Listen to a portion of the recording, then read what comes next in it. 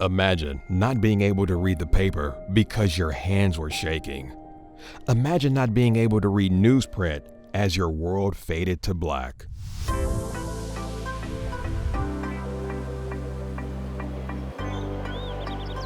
The National Federation of the Blind Newsline Indiana television show with your host, Lee Martin, and co-host Florence Myers.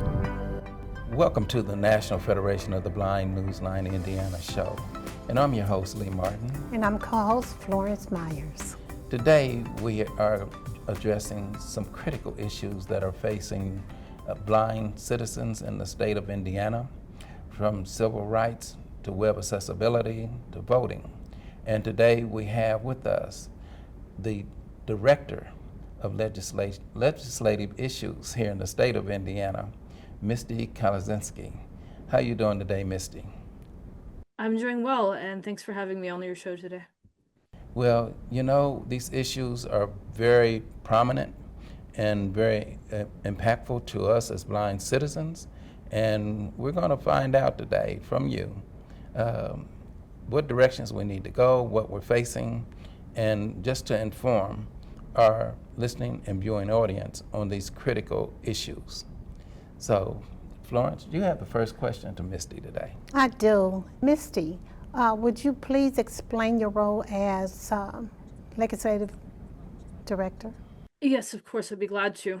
So, as Legislative Director of the National Federation of the Blind of Indiana, it's my role and responsibility to basically coordinate advocacy efforts that are centered around law and public policy that affect our blind community, both here in Indiana and also at the national level. So, for instance, I will keep abreast of any legislation statewide and nationally that may affect our community. I am going to also be helping to educate and inform our members as to what that legislation is and why it is relevant to our community. And I also try to inform them about how we can best advocate either for or against that piece of legislation. I also speak publicly, as I'm doing here today, about the positions of the National Federation of the Blind of Indiana and also of the national organization to things like this, media organizations and other public-facing entities. Well, I know that you're doing a great job there, Misty.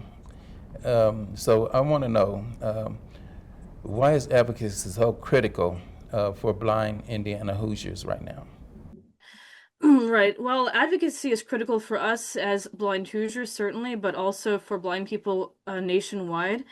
There are a number of critical issues right now that are passing through both the state and national legislatures that have a direct impact on some basic rights that we have fought for very long to protect. For instance, some of these issues relate to accessibility of websites. Others relate to our rights to function independently and self-sufficiently within our local communities. Okay, so let's talk then about a particular lawsuit, Texas versus Kennedy lawsuit. Tell us about that and why should Indiana citizens care? So Texas versus Kennedy, this lawsuit was originally called Texas versus Becerra. Initially, it was a lawsuit, of course, promulgated by the state of Texas against the Health and Human Services HHS secretary. At the time, it was Javier Becerra. And basically what this lawsuit sought to do, which was of great concern, of course, to our blind community and other disability communities, was that it sought to basically, it sought to declare Section 504 of the Rehabilitation Act of 1973 unconstitutional. I can go into a little bit of detail of what 504 involves if you'd like me to. Yeah, please do. Okay, sure. So what is 504, right? So Section 504 of the Rehabilitation Act basically says that any entity that receives federal funding cannot discriminate against people with disabilities. So that can filter into educational entities. That can filter into healthcare. that can apply to many, many other areas that receive federal funding. And so, as I say, initially this lawsuit was trying to declare that entire thing unconstitutional. Thankfully, though, due to our advocacy as the National Federation of the Blind within all 50 states, including Indiana, that particular aspect of the lawsuit is no longer a problem. It's not, the 504 is not being technically declared unconstitutional as it was in the beginning. Let me back up a bit and say that Indiana was in fact one of initially of 17 states that was involved in this lawsuit, that had signed on to this lawsuit. From 17, now we have gone down to 9 states. So 8 states have basically dropped off of this lawsuit now. We still have 9 states involved. Unfortunately, those 9 states still include Indiana. So I had said earlier that the entire constitutionality of 504 is no longer being challenged, essentially. However, now the individuals bringing this lawsuit are taking on a bit of a different tack. So now the main area of the lawsuit that Texas is challenging, or the main area of 504, excuse me, that Texas is challenging, is what's called the integration mandate. So what the integration mandate does is basically says that disabled people, blind people of course included, have the right to services and to live in the most integrated setting possible according to their disability. So basically what that means is that it's basically trying to keep people like us from being institutionalized, to be blunt. So this is what Texas is saying is illegal, is unconstitutional. And so that has a lot of implications for our community as far as receiving services within the community instead of within segregated settings. Would you like me to continue a little bit more on with that point? What we'd like to know is how does this lawsuit impact education and employment for those in Indiana? Right. Okay, certainly. So yeah, let's address those 2 points in particular. So education and employment. So let's say that, heaven forfend, Texas wins this. It's very possible, among other things, that disabled people will no longer, and blind people included, will no longer be able to receive the kind of supports that we do now in the community. To get an education, we might, for instance, be all shipped off, let's say, to the blind school instead of having the choice to receive education within the wider community, in the mainstream community. Or we might all be forced into so-called sheltered workshops as opposed to having the choice to work in mainstream fields and in mainstream areas. Again, these are very hypothetical at this point, but this, given the nature of this lawsuit and the nature of what it's challenging, these could be very, very possible indeed scenarios. And if I can say very quickly, I mean, this is not just theoretical, really. To this day, I know there are many blind people in nursing homes simply because they're blind. No other reason. They could be living independently, they could be getting supports in the community, but they have been shipped off to nursing homes and living in a congregative, institutionalized setting. So this is real even today. Yeah, and it makes it so much more impactful for blind in particular in these nursing homes and well within our society as a whole, simply because those pervasive stigmas that are placed upon blind citizens and being placed in these, we'll call them basically nursing homes and institutions as they want to possibly place us in. Right. It just doesn't make it, there's a lot of education that needs to be done from the top to the bottom, and even in our professionals. The professionals know little to zero about blindness, and it's up to us to do that. So what are some of the actions that we are asking for from our governor and our attorney general? So I'm sure that most, if not all of us, do not want to go back to the days whenever we were hidden away, when we were institutionalized, as far as the majority of us were, and when we were segregated from mainstream society. So what the National Federation of the Blind of Indiana and the national organization are asking these states to do, specifically what we here in Indiana are asking Attorney General Rokita and Governor Braun to do, is to remove this state from this lawsuit, Texas versus Kennedy. I would like them seriously to consider the rights of disabled Hoosiers, the rights of their disabled constituents, and realize that we don't want to go back. We want to move forward. We've made a lot of progress. We have fought for this progress for years and years and years, and we don't want to go back. And therein lies the civil rights issues that we're talking about at the top of the program. That's just not making any sense. And what's the last slogan that we heard? We're not going back. That's it. And in order to do that, we still have to come together as a community, blind community, and all of our colleagues that need to work with us, that we need to work together to make sure that these things don't come to fruition. In Indiana, once again, those that are listening at your homes can call in to the governor's office and also to the state attorney general's office and let them know that we want Indiana to be taken off of the the Texas versus Kennedy lawsuit. That's that Texas versus Kennedy lawsuit.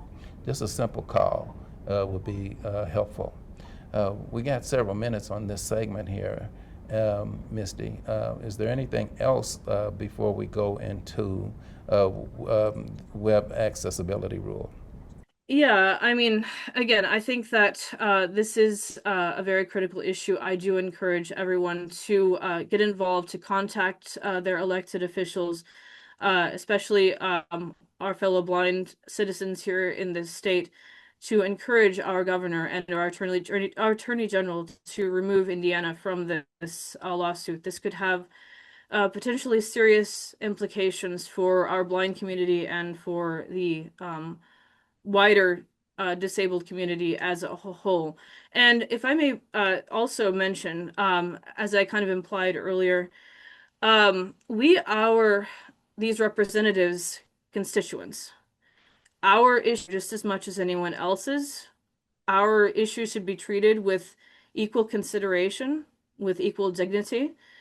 And as you mentioned earlier, right, this is a civil rights issue. Disability rights are civil rights, and civil rights are human rights. Well, thank you for that, and we're going to take that and go to break, and we're going to come back and we're going to talk some more about some critical issues facing blind citizens here in the state of Indiana with our guest, Misty Kienzynski, our National Federation of the Blind Indiana Legislative Chair. Stay tuned. If you or someone you know is visually impaired or print challenged, the National Federation of the Blind has a resource you need. I use NFB Newsline when reading Hammond Northwest Times. Using NFB Newsline, I read the Christian Science magazine. Dad, you read Jerusalem Post too. Learn more by calling 855-963-6476 or visit nfbnewsline-in.org. Live the life you want. Read NFB Newsline. It's free. Welcome back to this segment of the National Federation of the Blind Newsline, Indiana. And Misty, let's talk about the Department of Justice web accessibility rule. What exactly is that? So the Department of Justice back in 2024 issued a rule regarding Title II of the Americans with Disabilities Act, stating that websites, state and local government specifically, websites, had to be accessible to not only blind people, but other people with disabilities. And the standard that they wrote into that rule is the WCAG standard, the Web Content Accessibility Guidelines Standard 2.1 AA for those who know those kinds of things. Anyway, it's basically a accepted and well-established standard. This standard has existed since at least the mid to late 1990s. And so essentially this new rule specifically spells out that this standard, this WCAG 2.1 AA standard, technical standard, needs to be used in order to make websites accessible. So basically what's really important about this new rule is that not only does it state that websites, that state and local government websites have to be accessible, but it also establishes a clear standard for what that accessibility needs to look like. Okay, and that's very important. So why has this rule been so important to the blind community?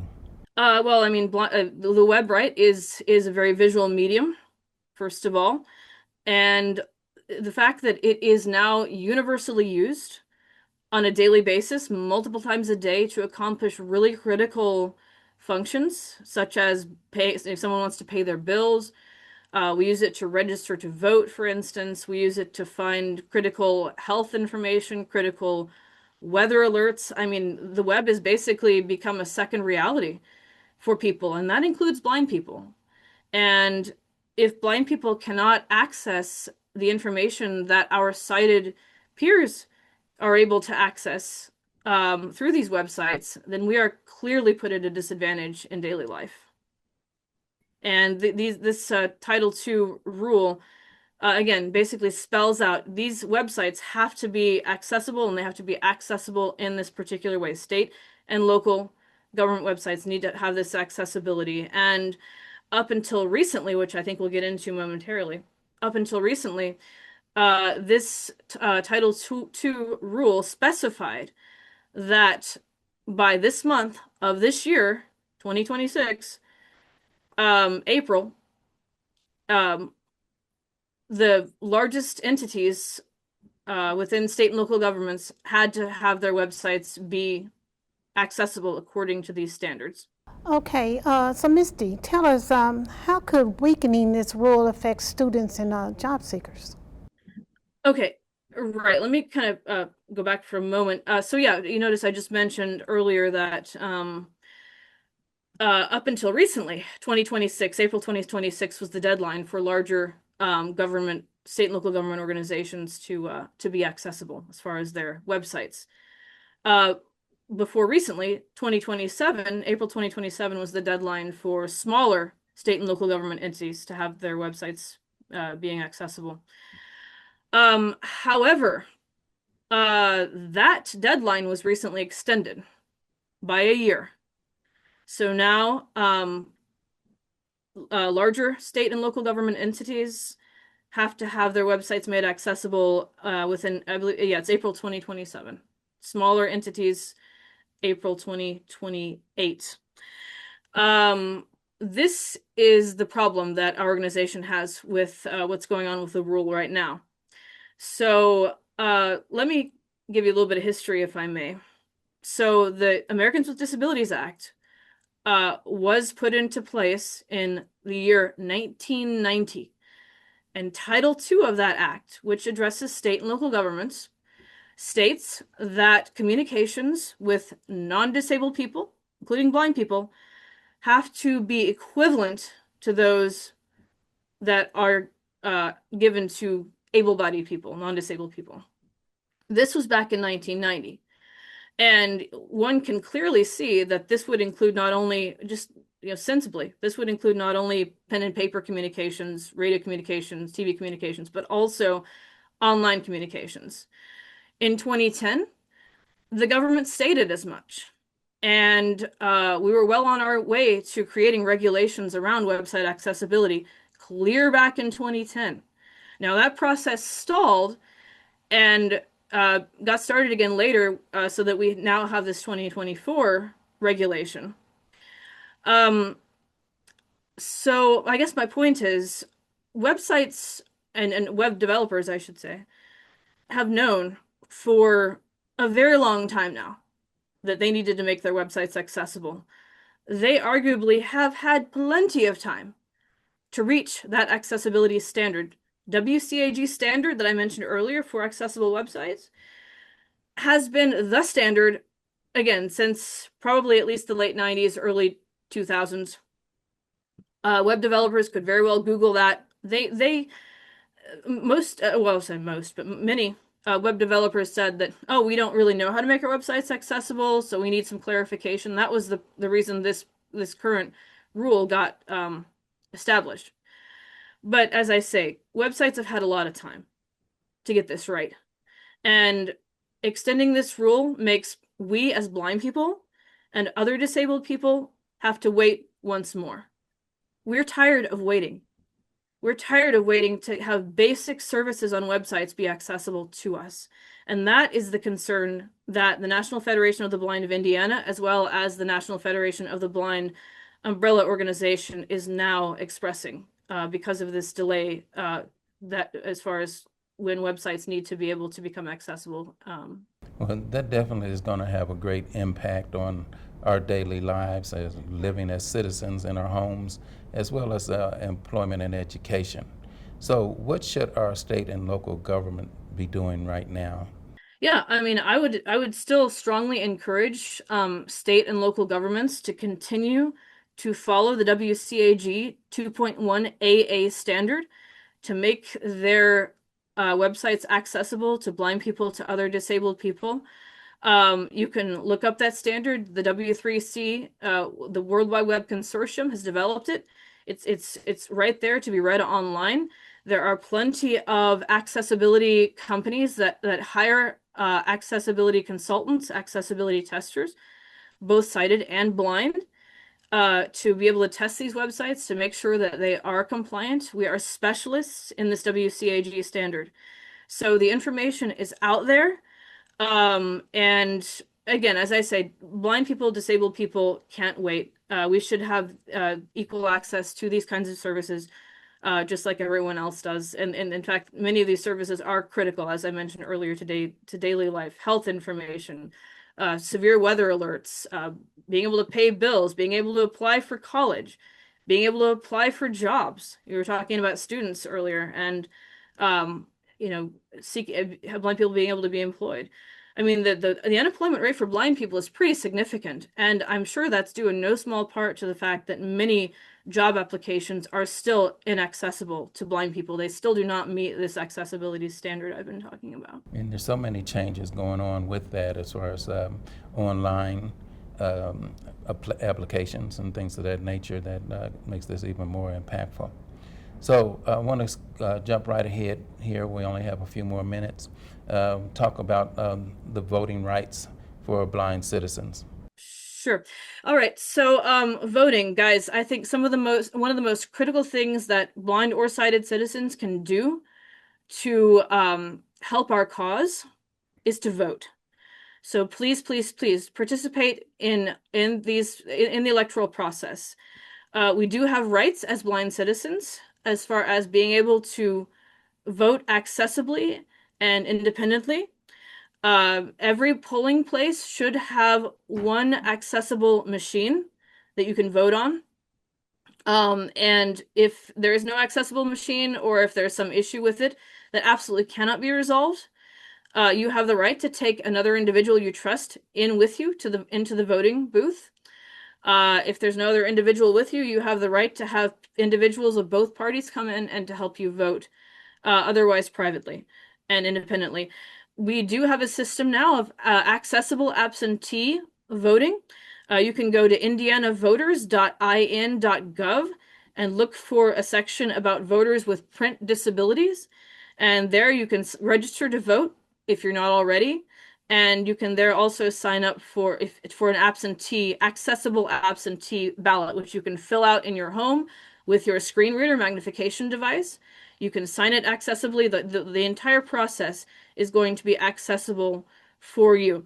So again, indianavoters.in.gov, look for print disability. And, if you are blind or in any other way disabled, you are able to vote absentee. You don't have to vote absentee, but you are eligible to vote absentee here in the state of Indiana.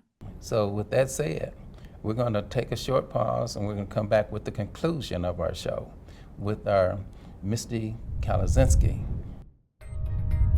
From the National Federation of the Blind Newsline, Indiana television show, blind and low vision voters in Indiana who have experienced difficulties with registering to vote, accessing their polling places, or casting their ballot privately and independently as guaranteed by the Help America Vote Act can contact Indiana Protection and Advocacy for assistance 772-255-5553 or toll free 1-800-622-4845. On Tuesday, May 5th, 2026, exercise your right to vote. Welcome back to the conclusion of our show. And Misty, do you have a closing statement for our listening and viewing audience today? Yes, I do, in fact. And again, thank you guys for having me on. Very much appreciate it. In this day and age, our rights on so many levels are being challenged. From the right, from the left, from the top, bottom, center. So it is essential that we as blind people be at the forefront of discussions concerning our rights. There's a saying in the disability community, nothing about us without us. Please, we all need to advocate in our own way. We all need to reach out. We all need to make sure our voices are heard in whatever way we so choose, to make sure that our rights our long, hard fought for rights, in fact, are maintained. So please do continue to advocate. If you're not a member of the National Federation of the Blind of Indiana, get in touch with us, nfb-in.org. Come join us, come advocate with us, and together we can do so much. Well, Misty, thank you so very much for coming on to the National Federation of the Blind of Indiana. And as we say, there are so many critical issues, and I can't say it any better than what Misty has just indicated. So to our listening and viewing audience, take the time to get out to vote. It is very important. May 5th is coming right up. Several days, it'll be May 5th. So exercise your right to vote, because if you don't, you're exercising a right to be misused. So take care of yourselves, and just remember, we're not going back, and we need you to help us to stay relevant. All right, so take good care, and God bless each and every last one of you. The National Federation of the Blind Newsline Indiana television show. For more information, go to nfb-in.org or call 855-963-6476. That's 855-963-6476.